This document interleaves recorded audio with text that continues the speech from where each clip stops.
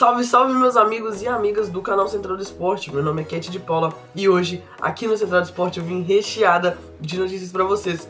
Quer ver só? A gente vai falar sobre o Vasco, que quer o Arthur Chaves, zagueiro de 25 anos. Vamos falar também do Cruzeiro, que agora está encaminhando a venda do lateral Kaique para o Como da Itália. Vamos falar também do Flamengo, porque o Bruno Henrique foi mantido como réu pelo STJD, e vamos falar também do Bernardo Silva, que está muito perto de ser o novo contratado do Real Madrid. Vamos ter também, é lógico, o nosso giro da Copa. Ontem foi a abertura da Copa do Mundo, tivemos aí já 2 jogos, México e África do Sul, e Coreia do Sul versus Tcheca.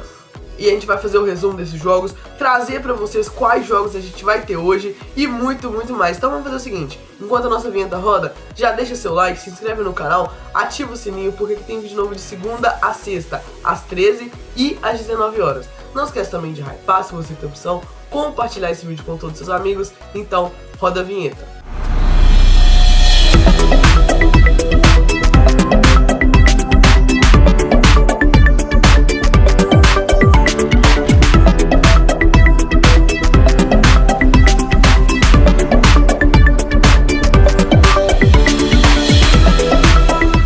Antes de mais nada, você precisa saber que você pode nos encontrar também no Instagram, através do nosso perfil, @YT_Central do Esporte. Você encontrará todas as notícias do futebol brasileiro e internacional em tempo real. Portanto, esperamos todos vocês também no Instagram. Guardou? Agora é a vez do Vasco começar a iniciar seus passos no mercado da bola. O diretor executivo Admar Lopes abriu conversas e realizou sondagens oficiais pelo zagueiro brasileiro Arthur Chaves, de 25 anos, que atualmente joga no campeonato alemão pelo Augsburg. O defensor, gente, pertence realmente ao Hoffenheim, mas o seu empréstimo da Alemanha está terminando agora no fim do mês e o Vasco quer aproveitar essa brecha para trazer o atleta de volta ao Brasil. Arthur Chaves, gente, pertence ao Hoffenheim, com quem tem um contrato bem longo, válido até o meio de 2029. No início desse ano, ele foi repassado por empréstimo ao Augsburg, onde disputou 11 partidas e mostrou um faro de gol. Balançou a rede 2 vezes na Bundesliga. Como esse empréstimo termina no dia 30 de junho, o Vasco entrou forte no circuito. O diretor Admar Lopes lidera os contatos de bastidores e, embora ainda não tenha colocado uma proposta oficial, né, no papel mesmo, na mesa, o staff do jogador já sinalizou que ele vê com ótimos olhos um retorno ao futebol brasileiro. Mas o Vasco precisa correr,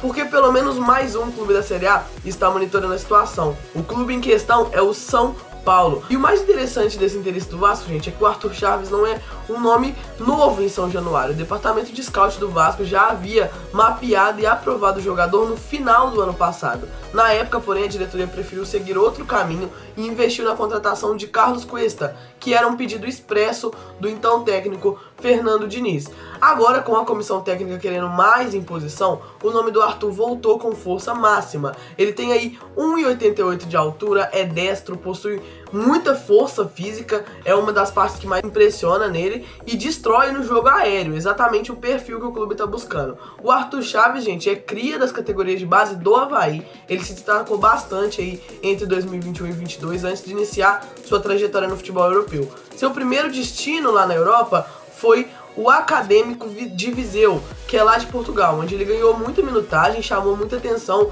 do Hoffenheim, que comprou seu passe em 2024. Outro ponto que pesou muito a favor dele é a sua experiência pesada com a camisa da seleção brasileira. O defensor foi titular absoluto e um dos pilares na campanha do título dos Jogos Pan-Americanos de Santiago, em 2023, mostrando que tem liderança para aguentar a pressão da torcida vascaína. Torcedor vascaíno, Arthur Chaves, para ser o novo xerife da zaga do Vasco, é uma boa opção ou você buscaria outro nome? Deixe nos comentários.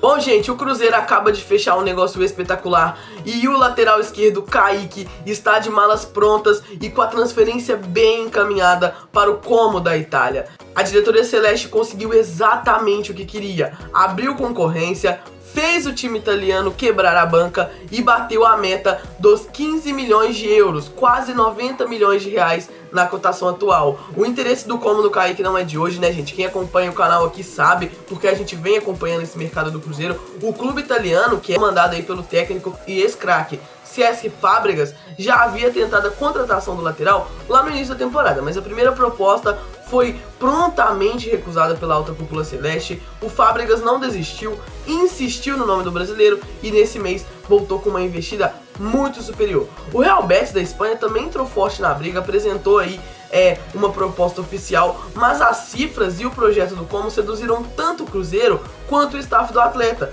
deixando o negócio em estágio de documentos. E os números justificam cada centavo desse investimento, né, gente?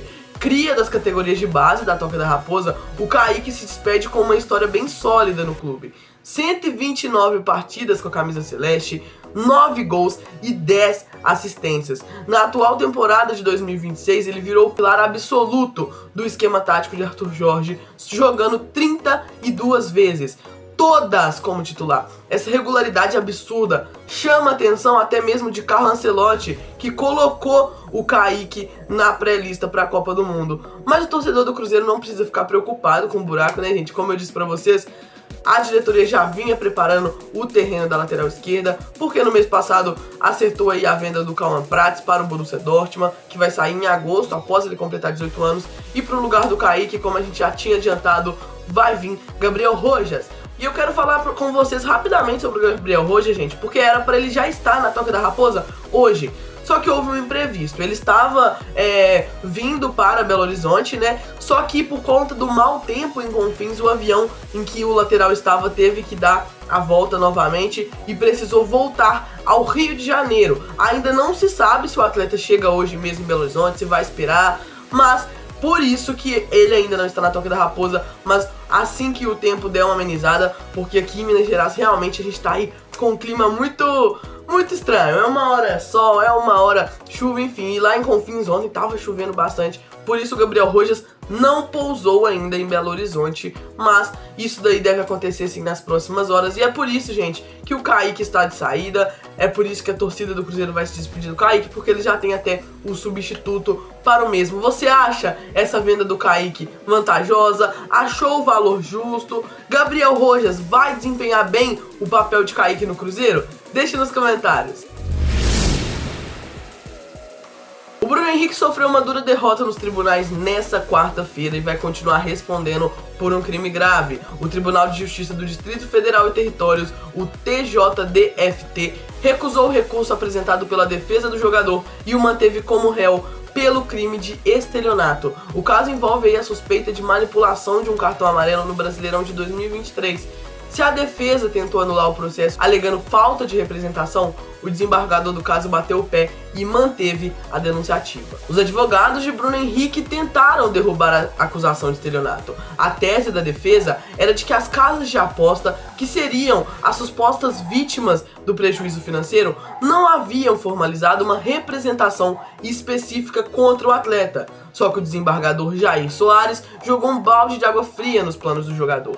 Ele destacou que a lei não exige formalidade extrema e que os alertas e relatórios técnicos enviados pelas próprias plataformas de apostas às autoridades deixam claro o interesse das empresas na persecução penal. O cenário dos bastidores da justiça, gente, do DF ficou ainda mais complexo, porque o tribunal não negou o recurso apenas para o camisa 27. A justiça também rejeitou as apelações de Vander Nunes Pinto Júnior, que é o irmão de Bruno Henrique, Ludmila Araújo Lima, que é sua cunhada, e de mais 6 pessoas envolvidas na mesma investigação de apostas casadas em Brasília. O grupo segue respondendo em conjunto pelo crime de estelionato. Vale destacar o peso dessa acusação, né, gente? Caso o processo vá a julgamento e eles sejam de fato condenados na esfera criminal, a pena prevista pelo Código Penal brasileiro pode variar de 1 a 5 anos de reclusão. Apesar do barulho ensurdecedor no extracampo, o Flamengo vem tratando a situação com total profissionalismo e blindagem interna. Vale ressaltar que no final de 2025, o STJD encerrou o caso na esfera esportiva, aplicando aí apenas uma multa de 100 mil ao atacante, sem qualquer gancho de suspensão. Por estar totalmente livre para atuar, a diretoria do Flamengo inclusive anunciou no mês de maio a renovação do contrato de Bruno Henrique, até o final de 2027. O clube apoia o atleta, que soma 17 títulos na Gávea e divide com o Arrascaeta o posto de maior vencedor da história do clube.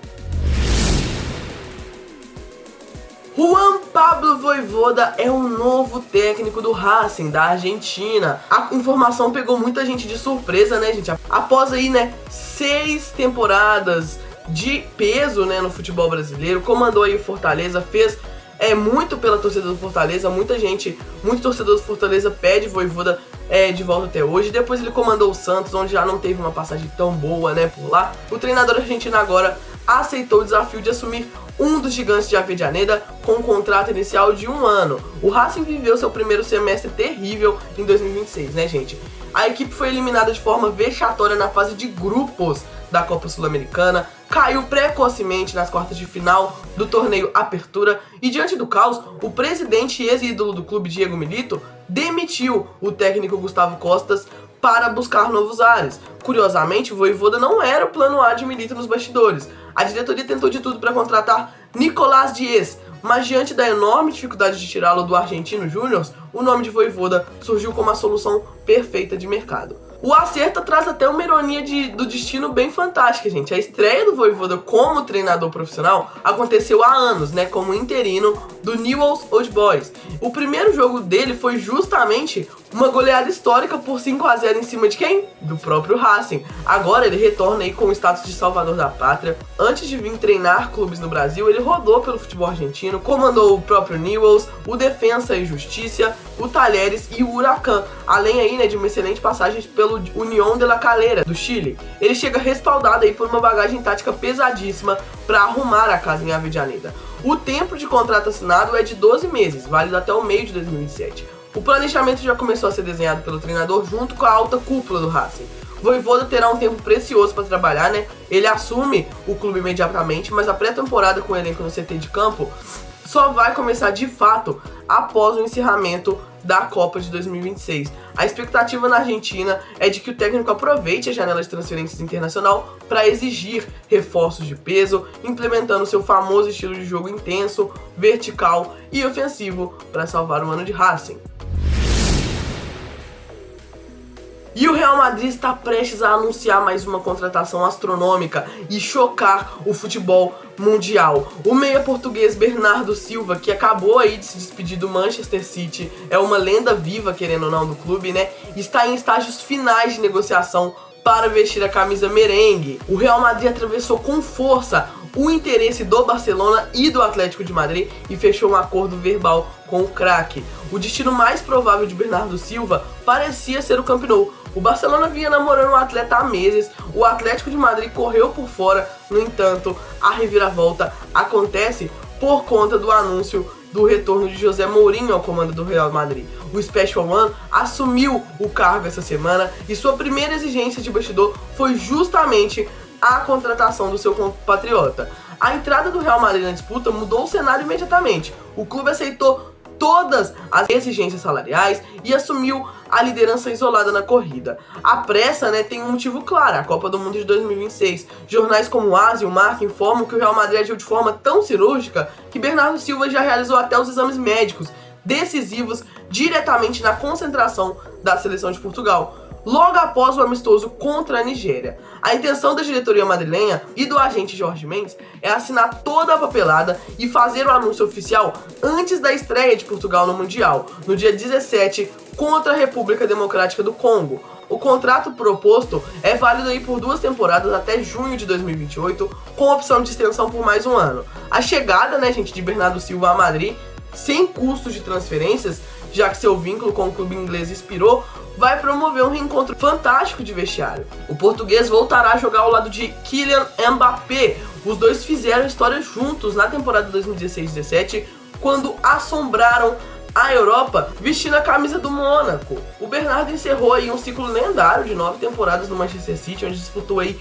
460 partidas, 76 gols, 75 assistências e 20 troféus sob as ordens de Pep Guardiola. Ele chega aí para dar ainda mais peso ao meio campo, né, que já conta com Bellingham, Camavinga, Valverde. E aí, gente, vocês gostaram da contratação de Bernardo Silva para o Real Madrid? Ele vai se dar bem com a camisa merengue? Deixe nos comentários. Agora vamos pro nosso giro da Copa, onde a gente teve a abertura. E, gente, quantas saudades que eu tava de ver um jogo da Copa do Mundo, né? Esses horários pegam um pouco, né? O último jogo que a gente teve 11 horas, o sono já tava batendo. Mas, enfim, ontem a gente teve aí México e África do Sul, primeiramente, né, gente? Às 4 horas, o México ganhou por 2-0. Com gols de Julián Quinones. Julián Quinones que chamou muita atenção nesse jogo, né, gente? Muita gente começou a comentar sobre o jogador nas redes sociais. E o segundo gol foi do craque do México, né, Raúl Jiménez, que sempre decide. E pela primeira vez na história, gente, a gente teve um árbitro brasileiro sendo responsável por apitar a partida de abertura da Copa do Mundo. Se trata de Wilton Sampaio, né? E, gente, que atuação do Wilton Sampaio, né? Primeiro cartão amarelo da Copa, primeiro cartão vermelho da Copa, primeiro uso do VAR na Copa. Com a história dele, né, gente? Pra quem não sabe, o Raúl Jiménez, ele fraturou o crânio depois de uma disputa de bola com o Davi Luiz, uma partida contra o Arsenal que quase custou a vida dele, gente. Ele passou aí por uma longa recuperação. Apesar dos riscos, escolheu voltar ao campo. E quando ele teve essa fratura no crânio, gente, ele chegou a ouvir dos médicos que era um milagre ele tá vivo. Então é realmente uma história de muita superação, porque 6 anos depois ele marca pelo seu país na Copa do Mundo, dentro do lendário, né, gente, Estádio Azteca. O futebol realmente tinha algo especial reservado a ele. É uma história muito bonita. Logo após as 11 horas, a gente teve aí Coreia do Sul versus Tchequia. Coreia do Sul virou pra cima da Tchequia, né? 2-1 no placar. Gols da Coreia do Sul foi de Yang In-beon e Oh Han-jiu. O gol da Tchequia foi do Ladislav Krekti. Pois é, gente, a Coreia do Sul também, né, gente, vale lembrar, venceu na sua estreia da Copa do Mundo pela primeira vez. Vocês assistiram esses jogos? Qual foram as opiniões de vocês? Estavam com saudades da Copa do Mundo? Deixa aqui nos comentários. Bom, gente, e hoje, né, é dia de Copa do Mundo, até porque agora a gente tem Copa do Mundo aí todos os dias. Que delícia que vai ser, né, gente? Enfim, hoje, dia 12/6, a gente também tem 2 jogos apenas, tá aqui na tela pra vocês. Canadá e Bósnia às 4 da tarde. E logo após, lá às 10 horas da noite, a gente vai ter Estados Unidos e Paraguai. Me falem aqui embaixo o bolão de vocês pra hoje. Qual vai ser os placares desses jogos? Vamos ver se alguém vai acertar. Galera, essas eram as notícias que eu tinha pra trazer pra vocês. Muito obrigado por assistir até aqui. Não esquece de compartilhar o nosso vídeo, se inscrever no nosso canal, ativar o sininho, hypar se você tem opção, porque isso ajuda demais no alcance do nosso canal. Muito obrigado, até às 19 horas. Tchau, tchau.